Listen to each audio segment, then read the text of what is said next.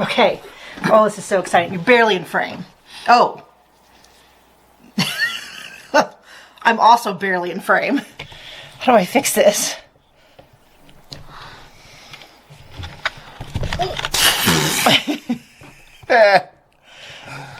Okay, I can't get it to work.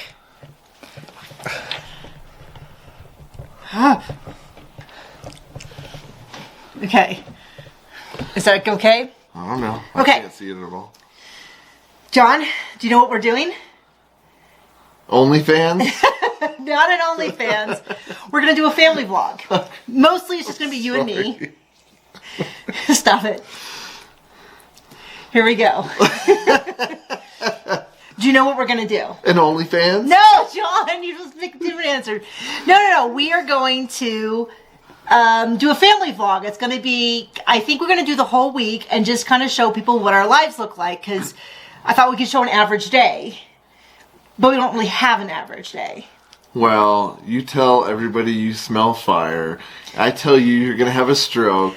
Actually, I should mention that we had some pretty exciting things happen this week, which is last Friday. So this is Monday. So we're gonna try to do a week. I've been wanting to do this, but I've also been really super intimidated because this is not the kind of filming we normally do. This past week, don't bounce the table too much. This last week on Friday, I woke up and I went, "That's so weird. What's that smell?" And John and my mother-in-law, who lived with us, Linda, says, "I don't know what you're talking about. I don't smell anything." And I go, "You don't smell that?" I'm like, "You don't smell that?" And they're like, "No, I don't smell anything." I'm like, "Okay." They have this thing where my mother-in-law puts a candle, and then my son in the morning comes in and blows it out. I don't really know what's going on. It's just every morning he asks, I go, "What's the candle?" So I was like, it does kind of smell like when you get those really fragrant candles, like when you blow it out, they smell really sooty and kind of plastic. And I was like, well, maybe that's what's going on. And, well, I went around the house and I sniffed everywhere. And it was kind of like everywhere and nowhere. And there'd be spots where it was stronger, like our bedroom was stronger. Going to your mom's house was a little bit stronger. The upstairs office was a little bit stronger. And the way the heat system works, I was like, well, it could be something in your mom's house that gets carried through the house. So I keep smelling it throughout the day. Like throughout the day, all of a sudden I'd be like, there it is again. What is going on? We go to bed. Next morning I wake up. I wake up at 4 and I jump out of bed because it's so strong. I'm like, oh my gosh, this house is going to burn down. I run through the house. I find it's strongest at the furnace, and I go, oh my gosh, there's something wrong with the furnace. So I stay up. I considered waking everybody else up, but there clearly was no fire. And so I turned down the temperature, and I waited till John got up, and we texted our furnace people. No, I got up, and I was like, oh, what's that smell? And I was like, now you smell it? And he's like, yeah, now I smell it. And then Linda smelled it. Everyone could smell it. And it was Saturday morning, of course. And we've already had our furnace break twice. And I texted this year. Like in this past 2 months, our furnace has had problems twice. We've been without heat. And both times on weekends. Time and a half. Super convenient. So I text my furnace guy because we have swamp coolers and they service them twice a year. So he has my number saved. He's like, hey, Nikki, what's up? I text him and I say, I write this all out. I say, hey, there's a smell. It's coming from the furnace. It's stronger in the furnace. I don't know what it is. He asked me, but he texts me a bunch of questions. He has me, are the lights blinking, sitting, is it turning on and off? We do all that. And he says, okay, well, I can come back around 3. I do a TikTok about this. No hashtags, nothing, because I was like, I just want to ask some of my friends, because my concern was the smell was stronger when it was running, but it still wasn't that strong. And we turned it off because obviously we don't want to burn our house down. And so the smell went away, and I was like, what if they can't smell the smell? Like, what if we can't smell the smell? What do I do? And I made a TikTok about what do you do? It went viral. It's got 140,000 views at this point. No hashtag, nothing. And people are like, you're just a moron. This is a dumb story. I'm like, I thought 100 people were going to see it. But I'm getting hundreds of follows on TikTok. Anyway, they come out, and it was, John had taken our son to a birthday party, and so I was home alone. And the guy comes over, and he's like, well, this is clogged. This drip valve is clogged. And he's like, oh, there's water everywhere. And then he pulls out this huge piece of PVC pipe that had like melted, like it was all black and singed. I'll see if I can I'll see if I can put a picture into the video. I don't know how to do that, but I guess I can learn. I took a picture of it, and that was what the smell was this, something was getting too hot, and then the thing was the overheating mechanism didn't work. But then the like exhaust was full of water and black junk, and then the fan wasn't turning, and then there's not hot air. Like when we tested it for carbon monoxide, and we have carbon monoxide testers. It's good, all good there. Went to all the vents. We were just gonna catch on fire. Went to all the vents, and he's like even when he made all the adjustments and all of the like short-term fixes, patches, Moro, he's like the air's not coming through very strongly. It's not very warm. We noticed. We're like, yeah. And so basically it's a new furnace. So if anyone wants to give us $7,200, we'd be really appreciative. Because we do need a new furnace. So we're going to be replacing the furnace this week. I am finishing up a book and sending it off to the editor. So we're going to be catching up on a lot of stuff. We have tickets to a comedy show, and the same day that a huge storm is coming in. We have a local guy who does our weather. Like he's like the local weather guy. And he's like an amateur. But he's more right than politicians or weathermen. Yeah, I mean otherwise. he's lived here for like decades and has like I don't know how it works, but he runs all these different models and stuff. And you're supposed to get like 70 miles an hour wind. He is the farmer's almanac. Like how much were they saying? How much snow? And so we're like, we might not make it to the comedy show, which is a huge bummer because we haven't gone to a comedy show. We might not make it out of the winter into the spring. We haven't gone to a comedy show. We haven't gone to. Okay. Since we were just talking about this. Should we tell a story? Yeah. This is so weird. Before I married John, I dated a guy. There was time before then? I dated a guy. He was he's a little younger than me. He was finishing up his accounting degree. And I liked him a great deal, but I just wasn't feeling it, and we broke up. And then he very soon met a girl, and they were married within like a month. Right around the time that I broke up with him right before we dated. We dated and were married 13 months later, and he was married way like too long. 5 months before we were. And she was much younger than him, and she was like a decade younger than me. And she took a real shine to me, even though we had never met, and decided we should be friends. And I was like, not a lot of people want to be my friend, so why not? I guess I'll just be a friend. And it was always very odd. She told me like, oh, Ronaldo thought, I guess he gave his name away. Ronaldo thought he was going to marry you. And I was like, you shouldn't tell me that. Like, that's not normal to discuss. Anyway, they were like, we want to come down. This is when we lived in California. We want to come down and like go to Disneyland and the beach and the aquarium and all that. And we were like, okay, like this seems weird, but at the same time, like I don't have a lot of friends, so maybe this is how people make friends, so I'll try something new. What's that with this one? Well, what did you think it was? I don't know. Bad Decision 101? And we went to Disneyland, and we ended up sitting around. I'm not great with crowds, and you're not great with crowds. I don't care for them. I have terrible, terrible anxiety. And I just don't like people. And I control it by living in the middle of nowhere and doing nothing. It's a very healthy lifestyle. John handles it better, but he just doesn't like it. So between, like, I would love to do stuff, but then I'm like, crowds, parking, lines, this is my kryptonite. John's just like, I just don't want to do anything. So we... I love you too.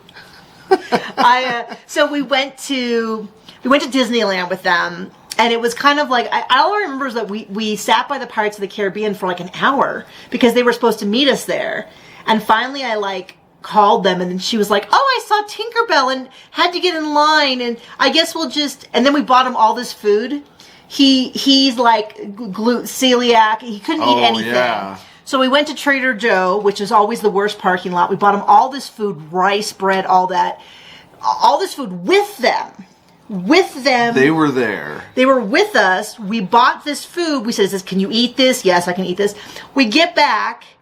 We put it away. And then the next day it's all bad. And he's like, oh, you have to put that in the refrigerator. Like, why wouldn't you have told us that? Like, why You were right there. with us? They stayed at our house. We went to the aquarium. It was the same thing. We went to the aquarium. Do you remember this? Unfortunately. We went to the aquarium, saw the whole aquarium, waited for them. We were there for like an hour or two.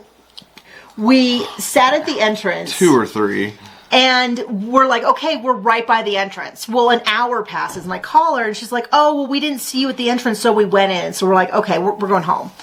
We're going home. It's getting near traffic. Oh, why don't you come find us? We've been here for days.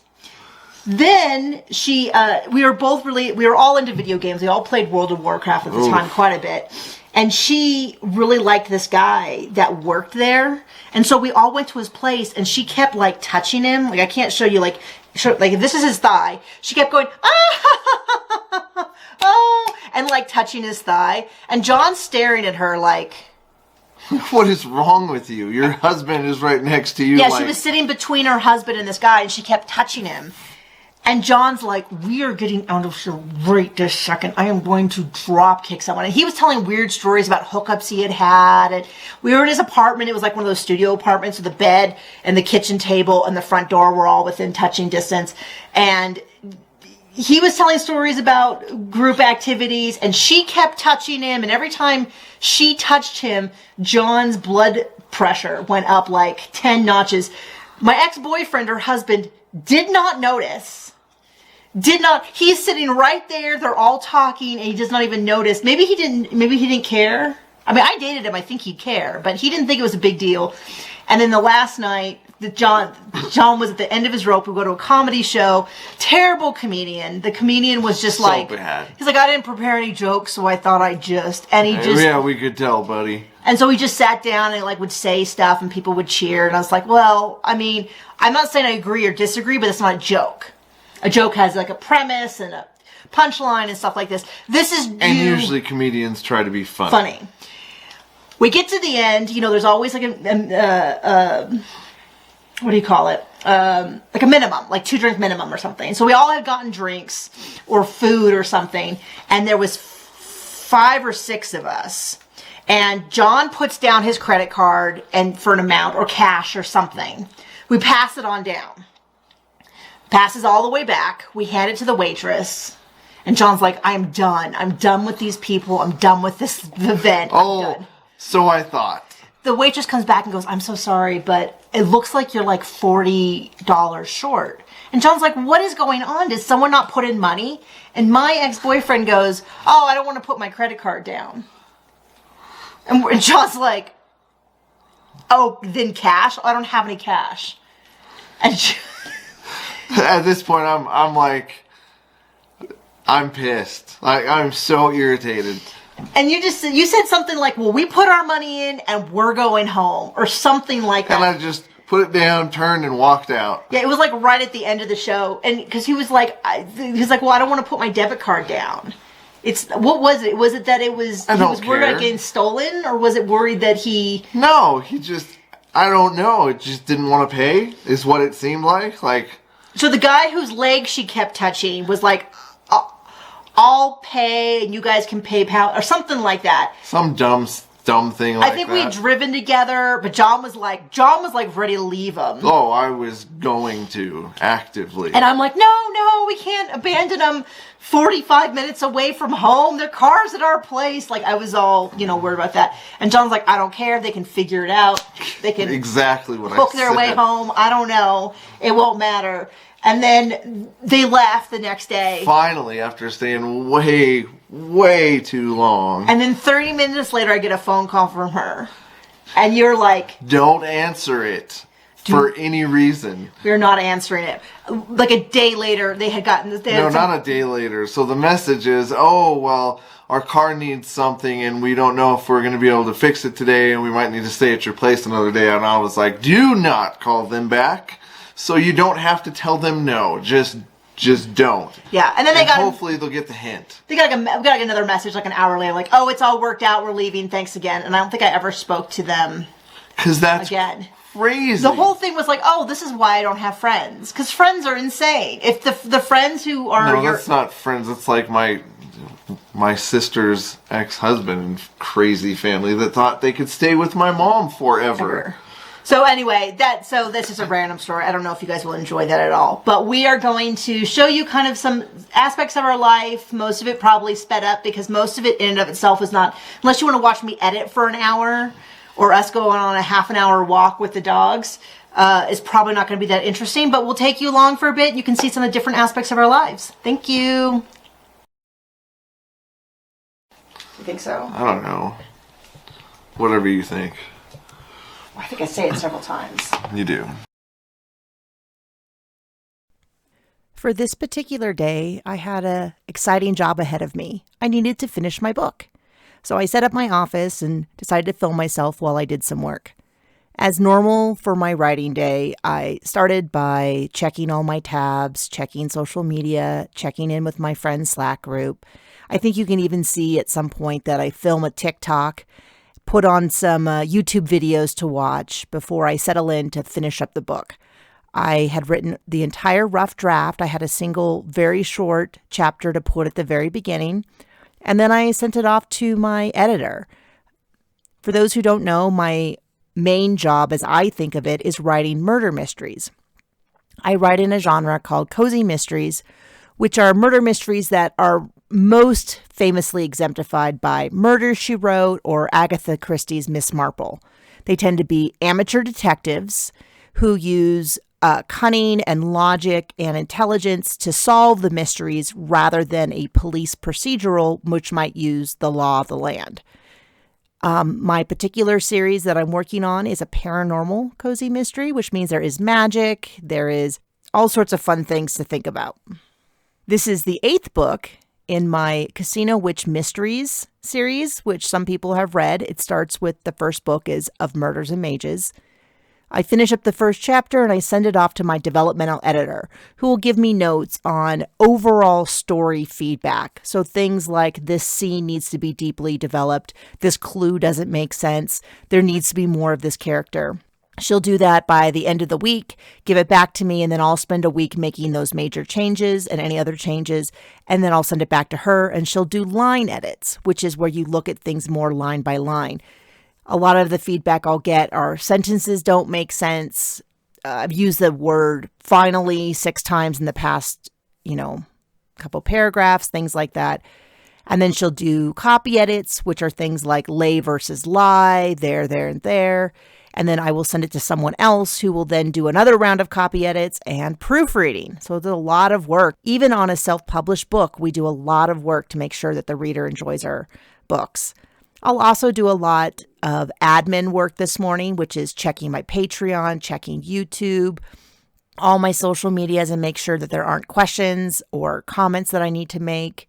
I'll check my schedule, which later on in the day, you'll see I do a lot of coaching as well, but I'll check in with my boss and see if she has any notes for me regarding classes or clients, and probably quite a bit of goofing off at the computer. But that is usually what my mornings look like. This would be after we've already walked the dogs, fed the horses, and my husband and mother-in-law take my son to school. And that's sort of my morning. And you can see I have really long hair. A lot of people don't know that about me because I don't show it a lot in the videos.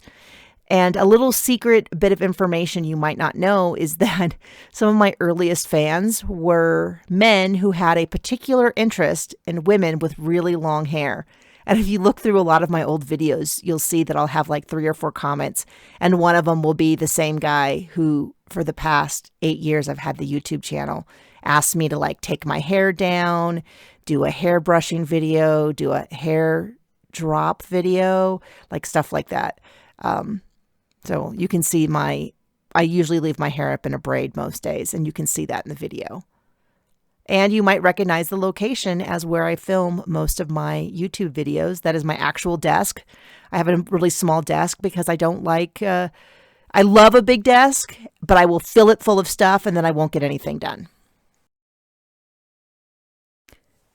This has been my first attempt at making a vlog, and I've quickly realized that I might have picked the most boring day in the world to have done this, because once I was finished with the book and sent it off to my editor, I worked on a podcast for a little bit.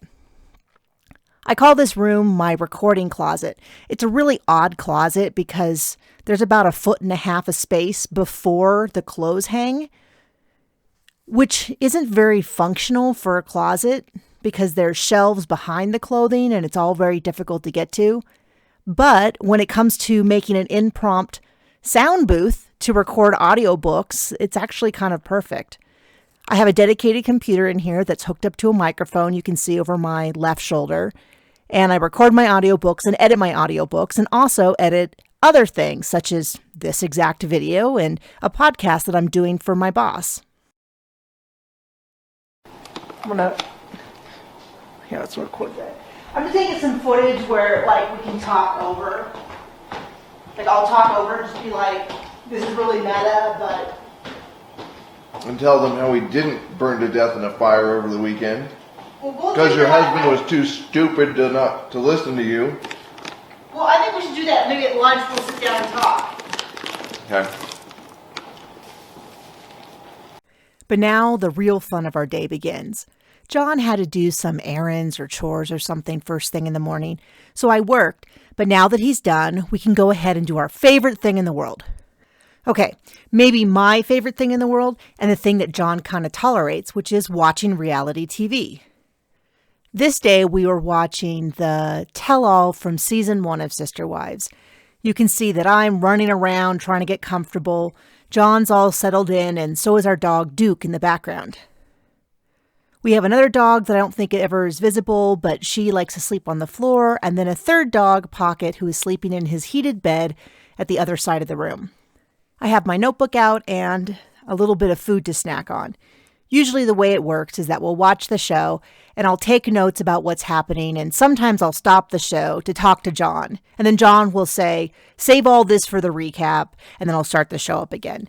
I'm not going to show you the whole thing of us watching because that'd be really boring, but I thought it'd be kind of fun for everyone to see what it looks like when we actually watch the show. Neither John or I are particularly late night people, but since we had our son, it's gotten even worse. Well, frankly, first we worked on a ranch, which obviously has early mornings, and so then is when we got in the habit of going to sleep at 9 at night and then getting up around 6. And then once we had my son, I started to go to bed at 6 p.m. and wake up at 6 a.m. because my son would be up several times a night. And then somehow he is also not a night owl, so now we go to bed, I don't know, pretty early. My son goes to bed around 6, and sometimes I go to bed as early as 7:30 or 8. And then we get up, this morning we got up at 4. So my point being that we do not normally watch reality shows when they first air, and we tend to watch them the next morning after my son goes to school. It just gives us a chance to watch it, to really think about it, comment on it, talk about it, and then go in and do our recap. And I feel like it gives us a little bit better rhythm. There were times that we would watch the show and then immediately tried to film it, especially when my son was really young. But now it seems that inevitably when we try to do that, he'll wake up crying and we have to cancel the whole thing, and it just got to be too much. So we just wait till he is off to school, and then it gives us a whole morning to do it. It used to be something that I really had to twist John's arm to do, and he will still tell you that's the case. But I think in most recent years, especially in last season 17 of Sister Wives, he started to really enjoy it. He enjoys reading the comments. He enjoys thinking of funny things to say or jokes to make. And I think he's going to even warm up to these family vlogs once I get a better handle of what to film and how to film it and stuff like that. But I'm still learning about that too. Okay. So first we're going to get a picture. You're so vain. Oh gosh, what's going on? The sun. It's so bright. I do this wrong every single week. Okay. Every single week. I actually might use the sound for this, so you can talk if you want to the camera. About how we didn't burn down the house? We'll do that later. How I thought you were just having a stroke? No, we'll talk about that later. We'll talk about that at lunch. You ready? A 3-second delay. Ready? Oh, I'm so tired. Should I do one more? Do you think that's good? I'm fine. If you are here watching this video This probably looks very familiar to you, although maybe not from this angle. This is where we film virtually all of our videos these days. We've filmed in other places like our living room, our dining room, even the room that's attached to my recording studio. But this seems to be the place that is both easiest to film and best looking, so we use it for most cases. So when we do our recaps, we will do a short TikTok that we film. We take a picture for the thumbnail now, and then we record our recap. And I won't show you all of that, but you can see it should be pretty familiar. You should have a pretty clear idea. My recaps at this point are not edited in any way. That's just what was easiest for us for 8 years. And now the viewers seem to like it. So if you're wondering why we're laughing so hard, I was trying to record a 3-minute TikTok that we make in conjunction with the recap that we post online. And I kept turning on the teenage filter and we couldn't turn it off. And we both felt like grandmas squinting at our camera to try to figure out what was wrong and how to turn off the effect. I have a background in computer science. It's actually what I got my degree in, with a math minor and then a second degree in geology and then later on sports psych. And then John did not go to college, but is much smarter than me. And between us, we should be able to figure out all technology because we're both pretty up to date on modern technology. And we use a lot of newer things and social media sites. But for whatever reason today, we could not get the TikTok app to work the way we wanted. And we just couldn't stop laughing about it. That's kind of what we try to do throughout life, is to do a lot of laughing, which is much easier said than done.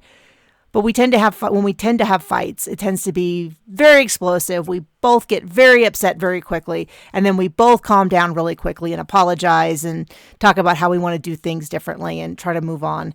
And I think the fact that we spend so much time together and the fact that, I don't know, for me, it took so long to find him, that it's just really important that I always prioritize our relationship. I know, it's a little hokey. You didn't come here for marriage advice from us, so I will shut up now and move on to the next segment.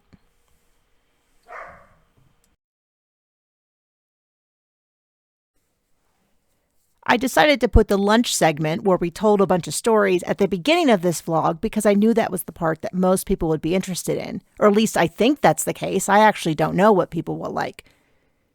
But after lunch, John took a nap to get over his grueling experience of watching TV and filming a video or two. That takes a lot out of him. So he had to go lay down and take a little nap while I had a little bit more work to do. I'm back at my computer. I thought I picked a different angle, but I guess I wasn't paying attention and filmed the exact same angle, though a different angle is not really that much more interesting. I'm back at my computer to do coaching.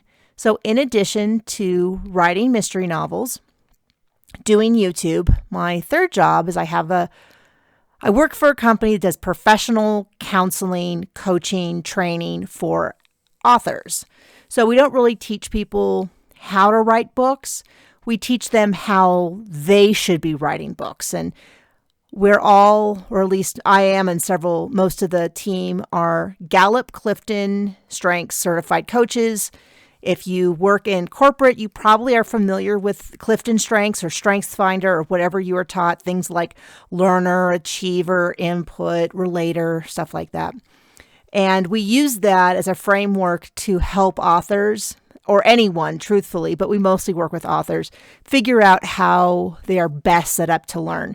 So I had 2 coaching appointments on this day, each one 45 minutes. So I spend some time before pulling up their files, looking over their strengths, reading over their intake forms that talk about what they want to talk about.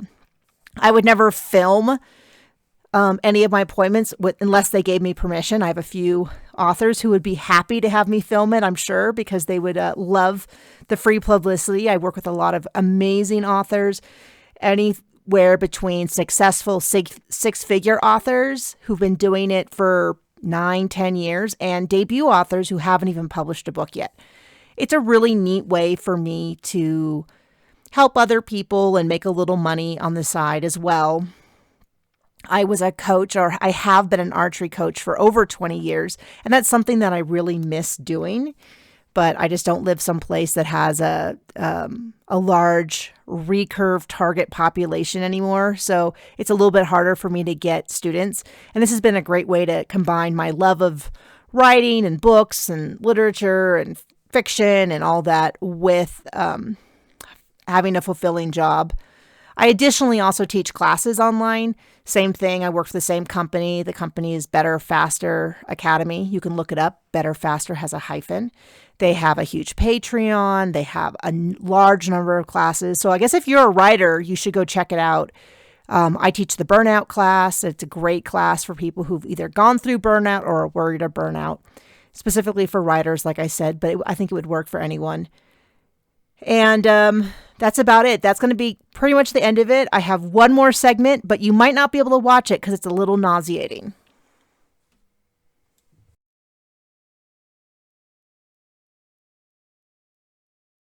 Motion sickness warning. I was so excited about this shot and I planned it for weeks and it did not turn out as good as I hoped it would. It's a time-lapse video from my iPhone that shows the walk from basically our front door through the loop that we make every day with our dogs 2 to 3 times a day. We go up the driveway and then we walk through some of the land and we make this loop either clockwise or counterclockwise. And I filmed about 80% of the loop. And I thought it was going to be so cool and you guys could see our dogs playing, but instead it's super jerky and I tried all sorts of stabilization on it. And after the 3rd or 4th or 5th time I watched it, I started to feel a little nauseated and decided that maybe it was just better enough not to have you watch it. So if you're watching it and you start to feel nauseous, just turn it off because it's the end of the video. And thank you for joining us for our first family vlog. And we hope to have more exciting things in the future that are more interesting. Tell us what parts you liked. Did you prefer the parts where John and I were just talking to each other? Do you like the voiceovers? Do you never need to see me at my desk again? That's totally understandable. Thank you for joining us, and we'll see you on the channel soon.